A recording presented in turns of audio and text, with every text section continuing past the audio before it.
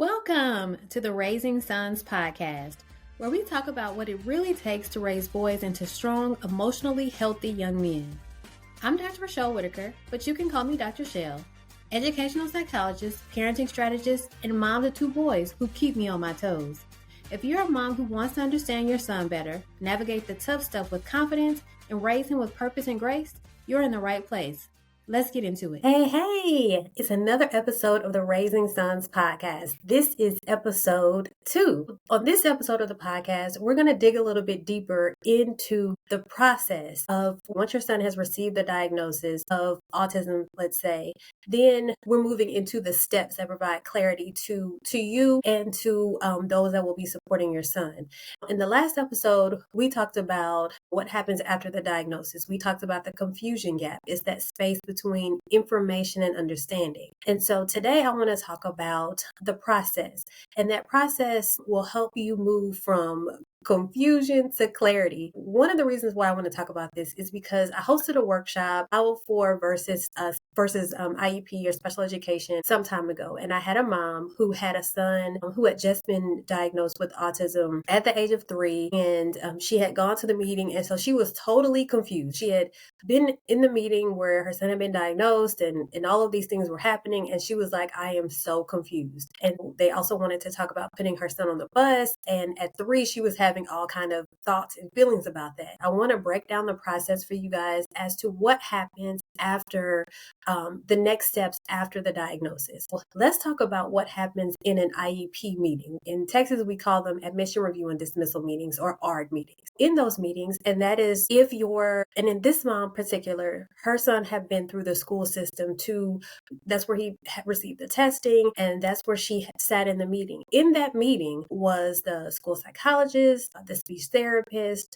the administrator, which could be the principal or the assistant principal or the school counselor on the campus where her son was going to school. In that meeting was also the teacher where her son would be going to, the classroom that her son would be going into. In this meeting, everything is laid out. In this meeting, you all will talk about what goals you'll work on, what goals will be worked on for your son. Those goals are derived from the evaluation and also some input from you as to maybe what things you feel like are necessary or needed. That becomes part of the conversation that you have at the table. However, a lot of those goals are derived from the assessment.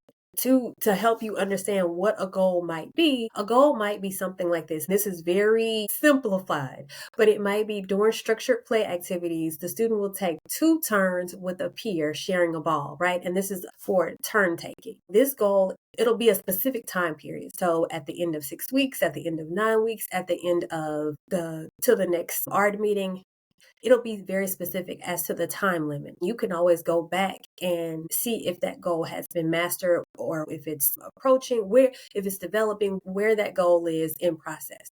At the meeting, you'll talk about goals.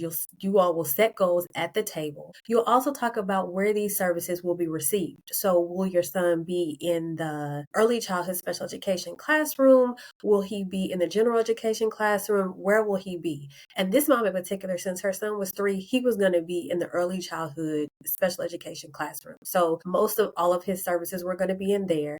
And so not most of all of his services, most of where he was receiving services would be in that one classroom. In that meeting, you will also talk about other additional services that he may receive. That might be speech services, and you'll talk about what those speech goals are. He may receive occupational therapy services, and you'll talk about what those are. And whatever other interventionists are needed, those will be discussed in that meeting as well. During that meeting, you will get a copy of your procedural rights and safeguards. And those are your rights. As a parent, I highly encourage you to look over it, to read it back and forth, to know it. You'll receive a copy of those at every meeting or before the meeting. And I know that this may be overwhelming if you've just received diagnosis and you're entering into the whole school system. So give yourself some time, but I highly encourage you to read through that and to know your rights. So at this meeting, Again, you all will discuss the IEP goals. You all will discuss who will carry out these goals, who will execute them, which more than likely is the teacher, and where they'll be carried out, which more than likely for a 3 to 5-year-old will be in the early childhood classroom. However, there may be some instances where your son goes out into the general education classroom, maybe for PE, but at that time, you'll also know who's going with them. Usually at that stage and age, a paraprofessional is going with that classroom into the PE classroom. Those are things that you want to be aware of and know what that looks like and who's in the meeting. Now, when you have a meeting after this, who's in the meeting is generally just the teacher, your son's teacher, the administrator. Usually you don't have assessment personnel unless there's something going on. Assessment personnel is the school psychologist or maybe the educational diagnostician or the speech therapist. But you may not have, at another meeting, those assessment people may not be in the meeting because there may not be a need. But in the run-of-the-mill meetings, it is the administrator, the teacher, yourself, and anybody else who may need to be brought in to discuss something about the art or what's going on with your son, maybe somebody else who's providing a service. That's part of what happens in the process in the special education with special education. And so in terms of the bus, right? Because I told you this mom was really freaking out about her son getting on the bus. Now, your son does not have to ride the bus, but there oftentimes is a special education bus that will come and pick them up. And usually there's a bus aide or a monitor on the bus to assist. There are, seat belts and things like that. And so you can always ask to meet the bus driver. You can always to get on the bus, check out the bus if you want to.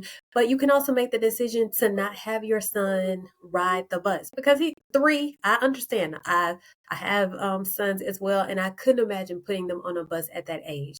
And so if you have any concerns or worry about that, and this is what I told the mom, don't put them on the bus. Just drop them off and pick them up.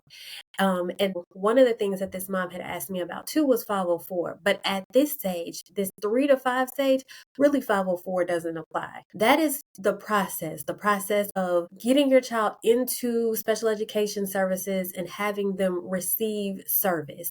And so what it looks like in terms of sitting down at the art table, again, this is the term that we use in Texas. I know in other states, I believe they use IEP, but in Texas, we say ARD, admission, review, and dismissal meeting. At that ARD meeting is where everything happens. And again, you are the steerer of the ship. So if there's something that you don't agree with, make your voice and your concern known in the meeting because this is your son and you are his biggest advocate.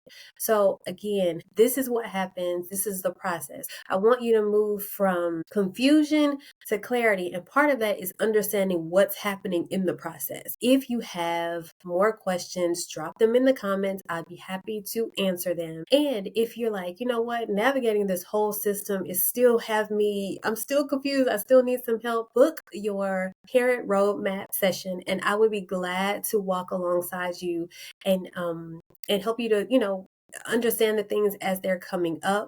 I'll make sure that you leave our parent roadmap session better than you came, with more understanding and more clarity and more peace of mind. All right, until next time, remember, start with the end in mind.